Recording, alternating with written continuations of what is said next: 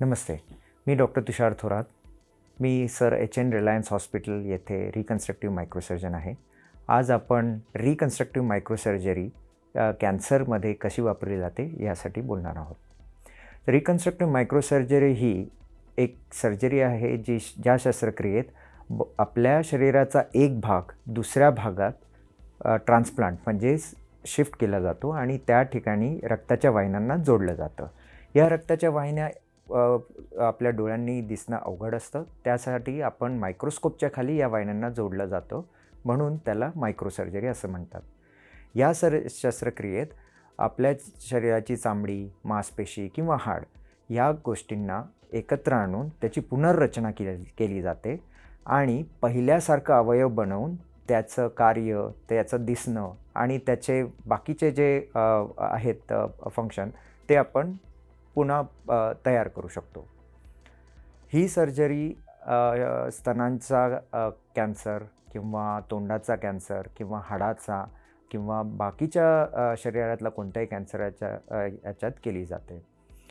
आजकालच्या कॅन्सरच्या ट्रीटमेंटमध्ये आधुनिक उपायांमुळे रुग्णाचे जीवन हे सुधारित झाले आहे आणि त्यामुळे त्याला एक क्वालिटी ऑफ लाईफ म्हणजे चांगलं जगण्यासाठी रिकन्स्ट्रक्टिव्ह मायक्रोसर्जरी ही केली जाते.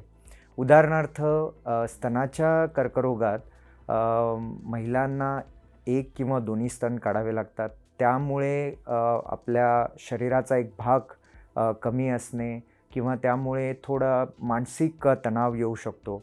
कपडे घालणे आणि ह्या सगळ्या त्रासामुळे आम्ही रुग्णांना रिकन्स्ट्रक्टिव्ह मायक्रोसर्जरीचा एक ऑप्शन देतो, ज्याच्यामध्ये आपल्या पोटाचा खालचा भाग किंवा पाठीचा भाग किंवा मांडीचा भाग हा त्या ठिकाणी पूर्ण एक नवीन स्तन तयार करून छातीच्या ठिकाणी पुनर्रचना केली जाते.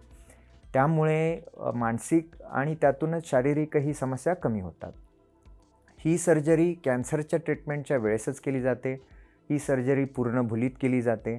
पेशंट 5 ते 6 दिवस हॉस्पिटलमध्ये असतो. त्यानंतर पेशंटला आपण काही ड्रेसिंग आणि प्रेशर गारमेंट देऊन घरी पाठवलं जातं. अँटीबायोटिक्स आणि वेदना कमी होण्याच्या गोळ्या दिल्या जातात आणि 1 आठवड्याने पेशंटला पुन्हा बोलवून त्यांचे जे टाके आहेत ते पण काढले जातात. पेशंटला काही सूचना दिल्या जातात. अशा प्रकारे पेशंटला लवकर फिजिओथेरपी करून आपण 2 ते 3 आठवड्यापर्यंत त्यांचा नॉर्मल ॲक्टिव्हिटीज किंवा त्यांचं कामाला ते रुजू होऊ शकतात.